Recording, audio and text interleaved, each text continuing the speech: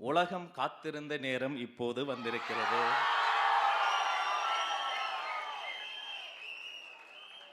அதுக்கு முன்னாடி ஒரு சிறப்பு காணொளி. வீட்டுக்கு வீடு தமிழ்நாட்டுக்காக இதோ எல்இடி திரையில் பார்ப்போம், வாருங்கள். தமிழ்நாட்டின் தனித்துவமும் தலை நிமிரும் பொற்காலமும் வாகை சூடும் வரலாறாக மீண்டெழும் தருணத்தை மக்களோடு இணைந்து மக்களில் ஒருவராக மீட்டெடுக்க போகிறார் மக்கள் தலைவர் விஜய். இந்த மகத்தான பயணத்தின் மாபெரும் வரலாற்று கடமையை ஏற்றிருக்கிறது தமிழ்நாட்டின் வெகுஜன மக்கள் இயக்கமான தமிழக வெற்றி கழகம். நம் கழகம் தோன்றிய ஓராண்டில் அனைத்து மக்களின் மனங்களிலும் பேராதரவை நிலைநிறுத்த 2ஆம் ஆண்டை பேராளுமையை பறைசாற்றும் மக்கள் களங்களில் நிலைநாட்டினோம். கழகத்தின் கட்டமைப்பு பாதை 2ஆம் ஆண்டு தொடக்க விழாவில் முழங்க கொள்கை பயணத்திற்கு மீண்டும் ஒரு அச்சாரமிட்டது முதல் பொதுக்குழு கூட்டம். மக்கள் போராட்டங்களுக்கு துணை நின்று செயற்குழுவில் நம் குரல் ஒலிக்க அதுவே நடைமுறையில் நம் கட்சியின் அடையாளமாக மாறியது.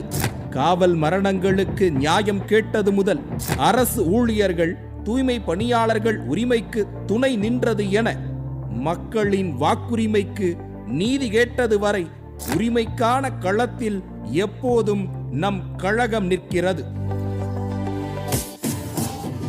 இது ரசிகர் கூட்டம் அல்ல, மக்களாட்சி மாற்றத்திற்கான மக்கள் சக்தியாக முன்னிற்கும் ஜனநாயக வீரர்கள் கூட்டம் என்பதை காட்டியது நமது பூத் முகவர்கள் பொதுக்கூட்டம்.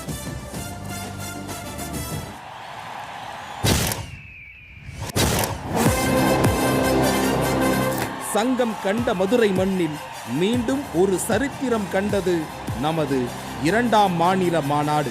அன்று தமிழ் மகனாக ஒலித்த தலைவர் அடுத்தடுத்த மாவட்ட மக்கள் சந்திப்புகள் மூலம் தமிழ் மக்களின் வீட்டு புதல்வனாக போற்றப்பட்டார்.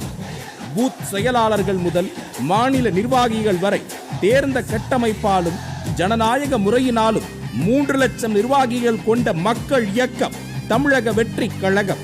தலைமைக்கு நாங்கள் தொண்டர்கள் அல்ல, எம் தலைவருக்கு நாங்கள் தோழர்கள் என்ற சமத்துவம் மெளிரும் நம் கழகம் மலரவிருக்கும் மக்களாட்சியின் மூலம் ஆதிக்க நிலையினை மாற்றி அமைக்கும். இன்று பறக்கும் நமது விசில் சத்தம் நாளை ஒலிக்கும் நல்லாட்சிக்கான கொண்டாட்டமாக மாறும். மக்கள் விரும்பும் முதல்வரான நம் தலைவர் மக்களாட்சி நாயகராக நம் உரிமை வெல்வா. உங்களோட நான் இருக்கேன், நம்மளோட நம்ம மக்கள் இருக்கிறாங்க. இதுக்கு மேல என்ன வேணும்? கான்பிடண்டா இருங்க, நல்லதே நடக்கும், வெற்றி நிச்சயம்.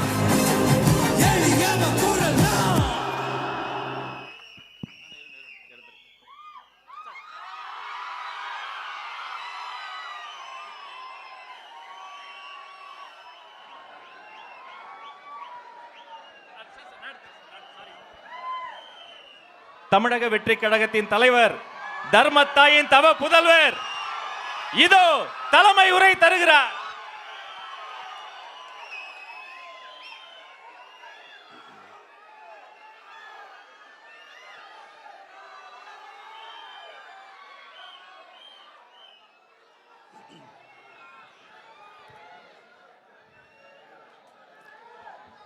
நம்ம கட்சியினுடைய 2வது ஆண்டு விழா, அதாவது 3rd இயரோட தொடக்க விழா.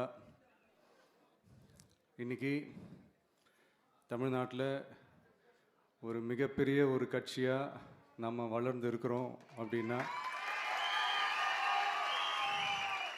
அது உங்களால் தான்.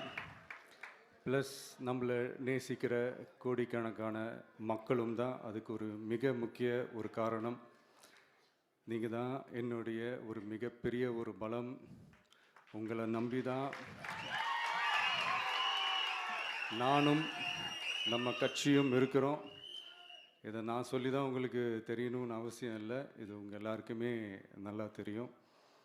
அதனால் இன்றைக்கி உங்கள் எல்லாருக்கும், நம்ம கட்சியில் இருக்கிற தோழர்களுக்கும் தொண்டர்களுக்கும், இந்த கட்சியினுடைய ஒரு தலைமை தொண்டனான என்னுடைய வாழ்த்துக்களும் நன்றிகளும்.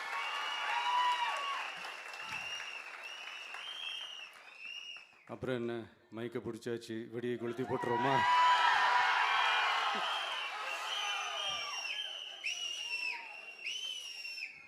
(1977) ஜூன் மாதம்னு நினைக்கிறேன், ஜூன் மாதத்தில் புரட்சி தலைவர் எம்ஜிஆர் அவர்கள் ரேடியோவில் ஒரு பேட்டி ஒன்று கொடுத்தாங்க. அதில் பேசும்போது சொன்னாங்க, பேரறிஞர் அண்ணா அவர்கள் இருந்த இடத்தில் இப்படிப்பட்டவர்களும் அமர்கின்ற ஒரு நிலைமை ஏற்பட்டுச்சேன்னு எண்ணி எண்ணி கண்ணீர் வடித்தேன்.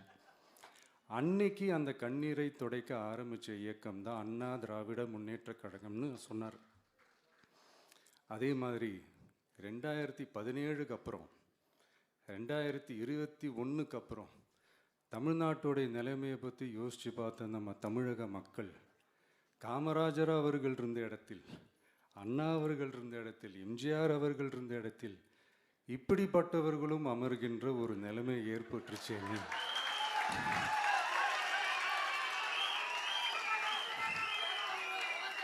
தமிழக மக்கள் கண்ணீர் வடித்தாங்க. இன்னைக்கு இந்த கண்ணீரை துடைக்க ஆரம்பித்த இயக்கம் தான் தமிழக வெற்றிக்கழகம்.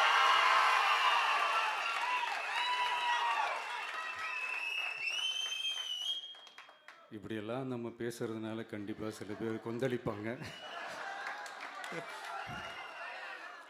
அது பதிலாக நம்ம கவலைப்படக்கூடாது. ஏன்னா கொந்தளிக்கிறது தான் அவங்களுக்கு வேலையே. புரிஞ்சுங்களா அவங்களுக்கு? ஏன்னா எம்ஜிஆர் அவர்கள் கட்சி ஆரம்பித்தப்போ, ஏன் அவர் ஜெயிச்சதுக்கப்புறம் கூட சட்டசபையில் கூட ஏதோ ஒரு நடிகர் கட்சி வந்திருக்குதான், ஏதோ ஒரு புதிய கட்சி வந்திருக்குது, புரட்சி தலைவர்னு ஒருத்தர் வந்து, இப்படியெல்லாம் கேலியும் கிண்டலுமா. அதனால் யார் அரசியலுக்கு வந்தாலும் இப்படி கொந்தளிக்கிறது தான் அவங்களுடைய வேலையே. அப்படி தான் நாம் அரசியலுக்கு வந்ததுக்கப்புறம் கூட இந்த விஜய்க்கு என்ன அனுபவம் இருக்குது, எம்ஜிஆர் அவர்களுக்கு எவ்வளோ அனுபவம் இருக்குது தெரியுமா? 52லேருந்து 72 வரைக்கும் அந்த 20 இயர்ஸ் திமுகவில் இருந்த ஒரு அரசியல் அனுபவம் எவ்வளோ இருக்குது தெரியுமா? விஜய்க்கு என்ன பெரிய அனுபவம் இருக்குதுன்னு கேட்டால் அதே வாய் தான். அன்னைக்கு எம்ஜிஆர் அவர்களை பார்த்து, அன்னைக்கு எம்ஜிஆர் அவர்களை பார்த்து அரசியல் அரிச்சுவடி தெரியாதவர், கவர்ச்சியை மட்டுமே நம்பி இருக்கிறவர், அட்டக்கத்தி, வாய் விளம்பர வள்ளல், இவருக்கு கேள்வி மட்டும்தான் கேட்க தெரியும், பதில் சொல்ல தெரியாது, நிருபர்களை சந்திக்க மாட்டார், டெல்லியை வகச்சிக்க மாட்டார், மேலே இருந்து அவருக்கு அவ்வளோ ப்ரெஷர் இருக்குது, அப்படி இப்படின்னு சொன்னதும் அதே வாய் தான். அதனால் எம்ஜிஆர் அவர்களை மட்டும் இல்லை, அவருடைய தொண்டர்களை கூட விட்டு வைக்கலை. அது என்னது, இந்த பளபளப்பு ஜொலி ஜொலிப்பை பார்த்தா பல்லிழிப்பவங்க, இப்படியெல்லாம் கிண்டலும் கேலியுமா, இது எல்லாம் மக்கள் ஒரு மாதிரி சைலண்ட்டாக வாட்ச் பண்ணிக்கிட்டு என்ன பண்ணாங்கன்றது உங்களுக்கே நல்லா தெரியும். அவர் ஜெயிச்சதுக்கப்புறம் இந்த அரசியலில் பழந்துன்னு கொட்டை போட்டு அனுபவிச்சாலையும் இருப்பாங்கன்னு சொல்லுவாங்கள்ல, அவங்க எல்லாருக்குமே அந்த கோட்டைன்றது ஒரு பகல் கனவாகவே மாறிடுச்சுன்னா பார்த்தீங்க. 77 மாதிரியே இப்போவும் அந்த பழைய தேஞ்சி போன, துருபிடிச்சி போன, நஞ்சு போன அதே அந்த பழைய வெப்பனையும் இப்போவும் கையில் எடுக்கிறாங்க. அதனால் மை டியர் ஜென்டில்மேன், டெக்னாலஜிலாம் வளர்ந்து வேற எங்கேயோ போயிட்டுருக்கு. அட்லீஸ்ட் உங்கள் டெக்னிக்கையாவது கொஞ்சம் மாற்றுங்க பாஸ்.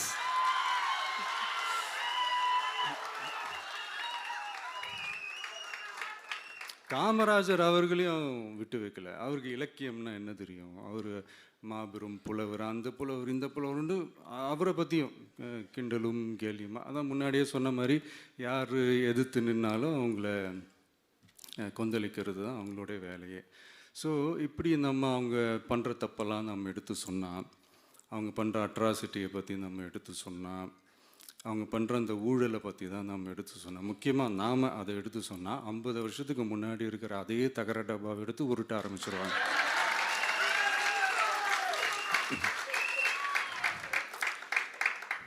பவளவிழா பாப்பாவுக்கு வேற என்ன தெரியும்?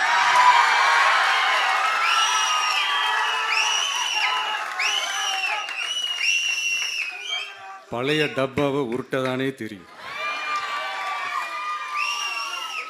அதுக்காக நாம் அவங்க பண்ணுற தப்பெல்லாம் சொல்லாமல் வெளியே சொல்லாமல் இருக்க முடியுமா? சொல்லுவோம், சொல்லிக்கிட்டே இருப்போம். நம்மளை தவிர யார் அவங்கள ஏற்று நின்று கேள்வி கேட்கறது? யாருக்கு அந்த தில் இருக்குது?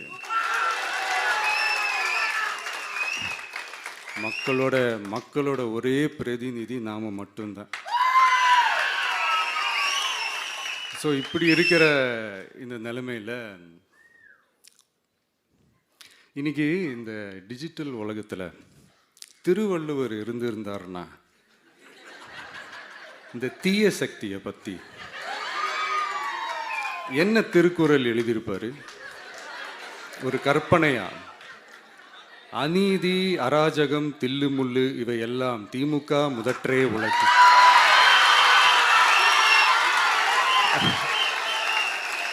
ஒரு கற்பனையா?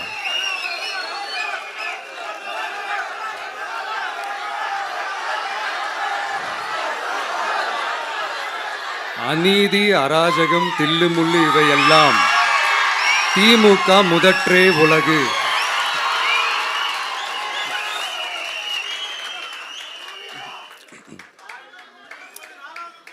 அடுத்து இந்த என்னப்பா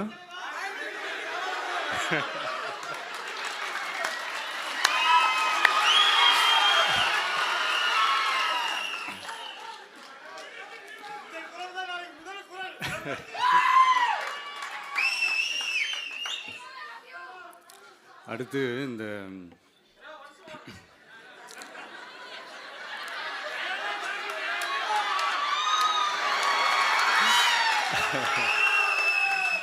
சொல்லிட்டேன், 2 வாட்டி சொல்லிட்டேன். அநீதி, அராஜகம், தில்லுமுள்ளு இவையெல்லாம் திமுக முதற்றே உலகு.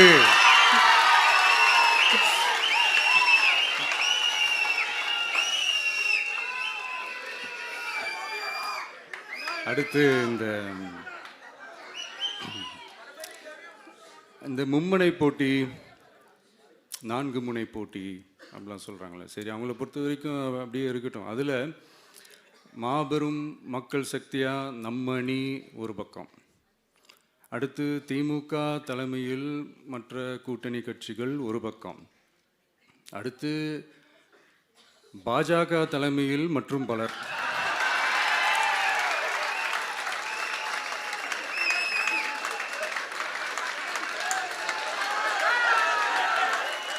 என்னப்பா சிரிக்கிறீங்க? உண்மையை தானேப்பா சொன்னேன்.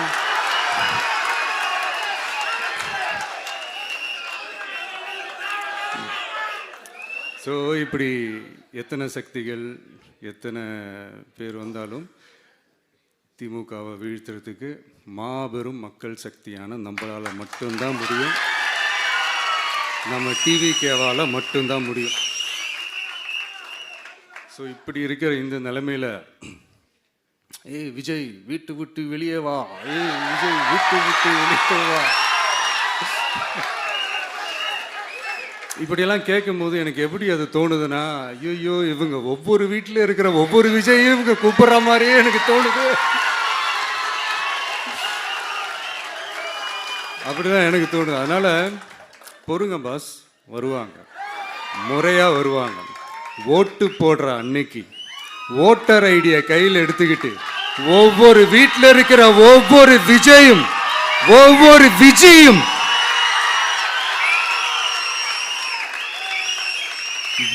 பூத்தா காலையிலே வந்து நிப்பாங்க பாருங்க. அன்னைக்கு தெரியும் பாருங்க, ஏண்டா இந்த விஜய கூப்பிட்டோம்னு.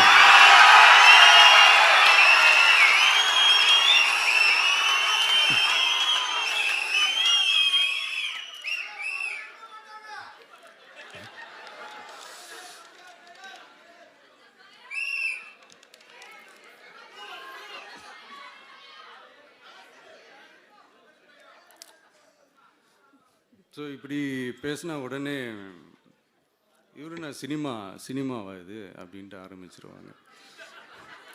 நான் சினிமா விட்டாலும் நீங்கள் சினிமா விட மாட்டேங்கிறீங்களேப்பா.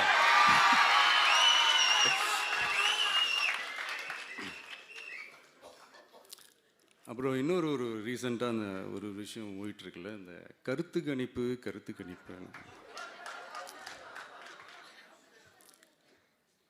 அதில் நிறைய பேர் உண்மையான கருத்து கணிப்புலாம் சொல்கிறாங்க. அதையும் நான் தப்பு சொல்லலை. சில பேர் கடுப்பில் விட்ட கணிப்பாகவும் இருக்குது.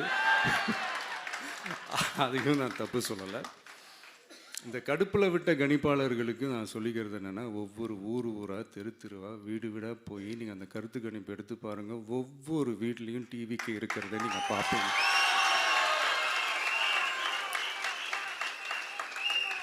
அப்படி சப்போஸ் உங்களுக்கு அது ஷாக்கிங்காக இருந்துச்சுன்னா ரப்பர் வச்சு எல்லாத்தையும் அழிச்சிட்டு மறுபடியும் முதல்லேருந்து எடுத்து பாருங்கள், அதே ரிசல்ட் தான் வரும்.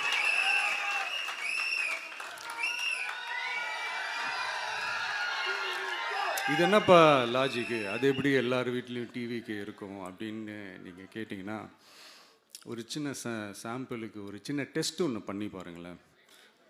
நம்ம சிஎம் சார் இருக்காங்கள்ல, ஸ்டாலின் சார், ஒரு 2 இயர்ஸ் பேக் இருக்கும்னு நினைக்கிறேன். ஒரு மேடையில் பேசும்போது சொன்னாங்க, இந்த மாதிரி என்னோட கட்சிக்கு அவங்களுடைய கட்சிக்காரங்க சில பேர் பண்ணுற அட்ராசிட்டி, ஒரு சில மந்திரிகள் பண்ணுற சில அட்ராசிட்டிஸ்லாம் பார்த்து ராத்திரியில் எனக்கு தூக்கமே வரமாட்டேங்குது அப்படின்னு ஒரு 2 இயர்ஸ் பேக் இருக்கும்னு நினைக்கிறேன். அந்த வீடியோ கூட இருக்குது. அப்படி இருக்கிற அவர் என்னைக்காவது ஒரு நாள் அசந்து தூங்குவார்ல, அப்போ அவர்கிட்ட போய், சார்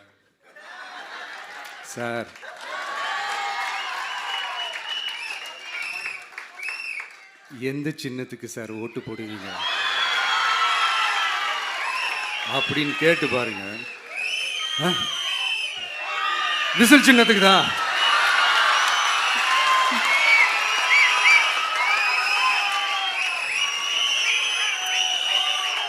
தூக்கத்தில் இப்படி டப்புன்னு எழுப்பி கேட்டால் டப்புன்னு உண்மையை போட்டு உடைச்சிருவாங்க. அதுக்கு சொன்ன அப்படி இருக்கிற இந்த நிலைமையில டிவிக்கு வந்து சிட்டியில் தான் இருக்குது, டவுனில் தான் இருக்குது, வில்லேஜ் சைட்லலாம் இல்லை அப்படின்னு சொல்கிறவங்களுக்கு இந்த மாதிரி சில டெஸ்ட் எல்லாம் பண்ணி பாருங்கள், தெரியும்.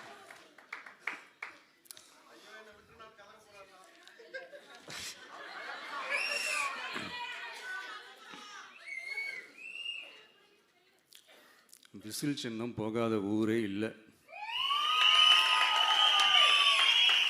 விசில் சின்னம் எங்கெல்லாம் இருக்குதோ அங்கெல்லாம் டிவிக்கே இருக்குதுன்னு அர்த்தம். என்னுடைய அம்மா, அக்கா, தங்கைகள், அண்ணன், தம்பிகள் டிவிக்கேக்கு ஓட்டு போடுறத யாராலையும் தடுக்க முடியாது.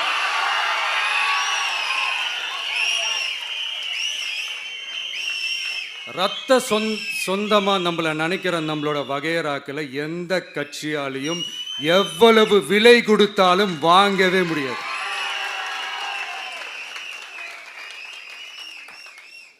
நான் ஓவர் கான்ஃபிடென்ஸில் பேசுகிறேன் அப்படின்லாம் நினைக்காதீங்க. இதுதான் கள நிலவரம், கள யதார்த்தமும் இதுதான்.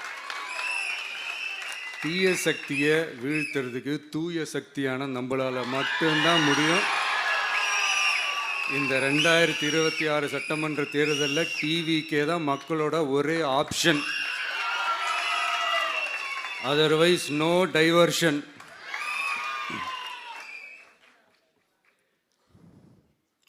இந்த டப்பா இன்ஜின், ஓட்டை இன்ஜின், எவ்வளோ இன்ஜின் வந்தாலும் டாப் இன்ஜின்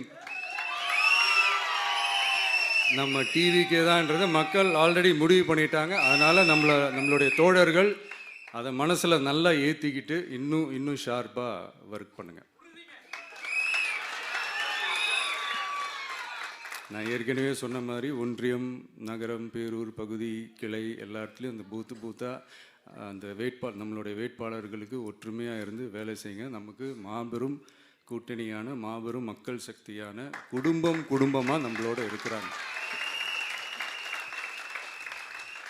இன்னொன்று அன்றைக்கி நான் சொன்ன மாதிரி நம்மளுடைய விசில் சின்னத்துக்கு ஓட்டு போட வைக்கிறது மட்டும்தான் உங்களுடைய வேலை. மற்றதெல்லாம் மக்களோட சேர்ந்து நான் பார்த்துக்கிறேன்.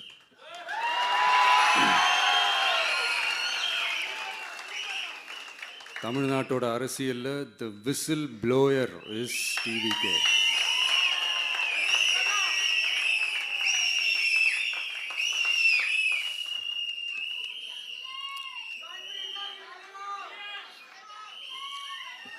நம்ம மக்கள் இந்த விசில்ல ஊதுல இந்த தீய சக்தியும் இந்த ஊழல் சக்தியும் தெரிச்சு ஓடணும். எப்படி தெரிச்சு ஓடணும்? அன்னைக்கு சென்ட் ஜார்ஜ் கோட்டையில் டிவிக்கு ஆளும் கட்சியா எழும்.